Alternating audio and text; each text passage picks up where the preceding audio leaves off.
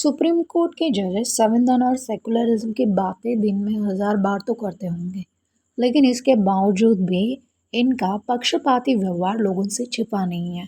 आए दिन लोग सुप्रीम कोर्ट की निंदा करते हुए दिखते हैं। 16 सितंबर 2025 को खजुराहो में स्थित एक मंदिर में भगवान विष्णु की मूर्ति से जुड़े याचिका पर सुनवाई के दरमियान सीजीआई गवाही की टिप्पणी लोगों की सुप्रीम कोर्ट के बारे में जो धारणा है उसे मजबूत बनाने का काम किया है। समाज में कई स्तर के लोगों ने सीजीआई गवाही की तीखे शब्दों में निंदा की गई। देश के कई एडवोकेट्स भी इसमें शामिल थे।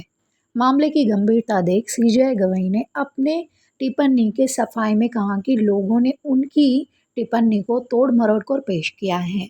वो सभी धर्मों का सम्मान करते हैं, लेकिन उन्होंने अपनी टिप्पणी को लेकर माफ़ी नहीं मांगी, जिससे लोगों का गुस्सा शांत नहीं हुआ। 6 अक्टूबर 2025 को कोर्ट में चीफ जस्टिस की बेंच के सामने हियरिंग के दौरान सुप्रीम कोर्ट के ही 71 साल के एडवोकेट राकेश किशोर ने सीजीआई गवाही के तरफ जूता फेंका। इसके बाद पुलिस ने उन्हें अरेस्ट कर लिया, लेकिन 3 घंटे बाद उन्हें छोड़ भी दिया। मीडिया को दिए गए इंटरव्यू के दौरान उन्होंने बताया कि मुझे भगवान विष्णु ने सपने में आकर ऐसा करने के लिए कहा। मैं एक दलित हूँ, ना कि ब्राह्मण, और मैं ना ही किसी पॉलिटिकल पार्टी से कनेक्टेड हूँ, लेकिन फिर भी कुछ पॉलिटिकल पार्टीज इस इंसिडेंट का फ़ायदा उठाने की कोशिश कर रहे हैं, जो कि उन्होंने ब्राह्मण दलित का एंगल उठाने की कोशिश की। लेकिन एडवोकेट राकेश किशोर ने कहा कि वो खुद भी दलित है, ना कि ब्राह्मण। सुप्रीम कोर्ट के पूर्व जज मार्केंड्यू कार्जू ने भारत के मुख्य न्यायाधीश BR गवई को ही जूता फेंकने वाली घटना का जिम्मेदार बताया।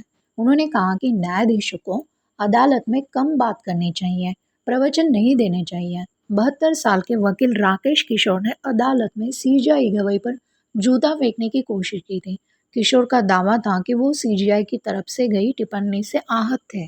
पूर्व जज कार्जू ने एक्स पर लिखा, मैं सीजीआई पर जूते फेंके जाने की घटना की निंदा करता हूँ, लेकिन उन्होंने खजुराहो में भगवान विष्णु की मूर्ति से जुड़ी याचिका पर सुनवाई करते हुए खुद ही इस घटना को न्योता दिया था।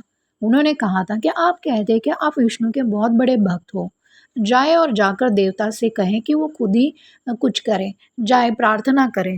मार्केंड्यू कार्जू ने लिखा कि ऐसी टिप्पणियों की कोई ज़रूरत नहीं थी, यह अनुचित थी और गैर जरूरी थी। इसका केस के कानूनी मुद्दों से कोई लेना देना नहीं था।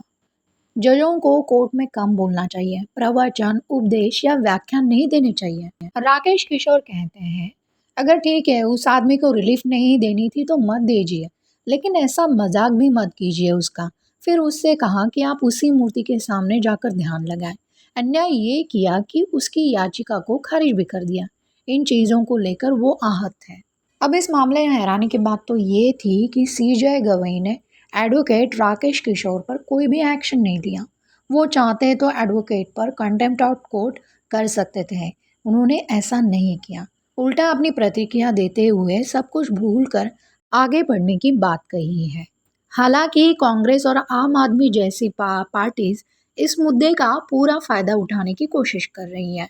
बेंगलुरु और पंजाब पुलिस ने राकेश किशोर के खिलाफ एफआईआर दर्ज की है। वो भी भारतीय न्याय संहिता की धारा 132 लोक सेवक को उसके कर्तव्य निर्वहन से रोकने के लिए हमला या आपराधिक बल का प्रयोग और धारा 133 गंभीर उकसावे के अलावा किसी अन्य कारण से किसी व्यक्ति का अपमान करने के इरादे से हमला या आपराधिक बल का प्रयोग के तहत 0 एफआईआर कर दी गई है, जो कि अब दिल्ली को ट्रांसफर हुई है। लेकिन जो भी हो, सीजीआई गवाही ने इस घटना पर एक्शन नहीं लिया है, तो लोगों को भी इस मुद्दे को छोड़कर आगे बढ़ना चाहिए। हो सकता है सीजीआई गवाही का उद्देश्य लोगों की भावनाओं को आहत करना ना हो, उन्हें अपनी की हुई गलती का एहसास हो चुका है शायद, इसीलिए उन्होंने एडवोकेट राकेश किशोर पर एक्शन नहीं लिया। इसीलिए अब सारे लोगों को इस विषय को छोड़कर आगे बढ़ने की जरूरत है।